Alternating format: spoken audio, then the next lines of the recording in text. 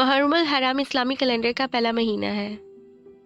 لغوی اعتبار سے محرم الحرام کے معنی عزت، عظمت اور بزرگی اور حرمت والا مہینہ ہے۔ محرم الحرام کی 10ویں تاریخ کا نام یوم عاشوراء اسلام سے قبل ہی چلا آ رہا ہے۔ اس دن کو یہ نام یوم عاشوراء اس لیے دیا گیا کہ اس تاریخ کو بہت سے اہم واقعات پیش آئے، چنانچہ کئی 10ویں تاریخ کے جمع ہونے کی بنا پر اس کا نام یوم عاشوراء رکھا گیا۔ شیخ الحدیث حضرت مولانا محمد زکریا خصائل نبوی شرح شمال ترمذی صفحہ 180 میں لکھتے ہیں کہ عاشوراء کو حضرت آدم علیہ السلام کی توبہ قبول ہوئی تھی۔ حضرت نوح علیہ السلام کی کشتی جودی پہاڑ کے کنارے پر ٹھہری تھی۔ حضرت موسیٰ علیہ السلام کو فرعون سے نجات ملی تھی اور فرعون غرق ہوا تھا۔ حضرت عیسیٰ علیہ السلام کی ولادت ہوئی اور اسی دن آسمان پر اٹھائے گئے۔ اسی دن حضرت یونس علیہ السلام کو مچھلی کے پیٹ سے نجات ملی اور اسی دن ان کی امت کا قصور معاف ہوا۔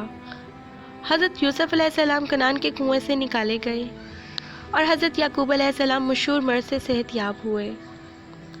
حضرت ادریس علیہ السلام آسمان پر اٹھائے گئے۔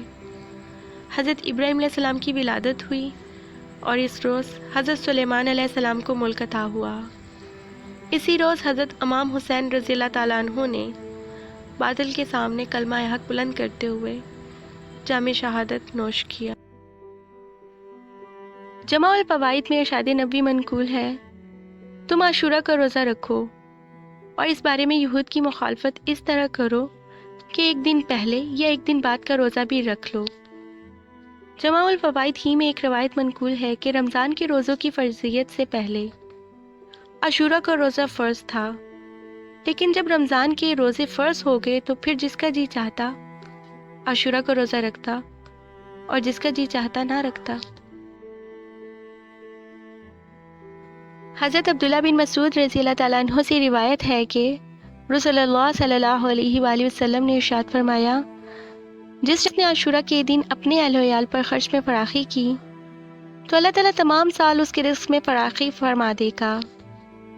ان تمام ارشادات نبویہ سے معلوم ہوا کہ 10ویں محرم کا تعلق اسلامی تعلیمات سے بہت گہرا ہے اور یہ دن ہر مسلمان کے لیے ارشادات نبویہ کے مطابق قابل احترام ہے۔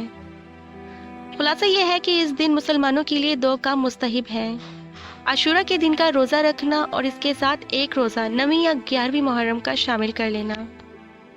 گھر میں روزانہ کے معمول کے مقابلے میں کھانے کے دسترخوان پر اپنی حیثیت کے مطابق کشادگی اور فراخی پیدا کرنا اور اس سلسلے میں مذکورہ حدیث کی روح کو مد نظر رکھنا۔ اللہ رب العزت ہم سب کو یوم عاشور کی برکتیں عطا فرمائے، آمین۔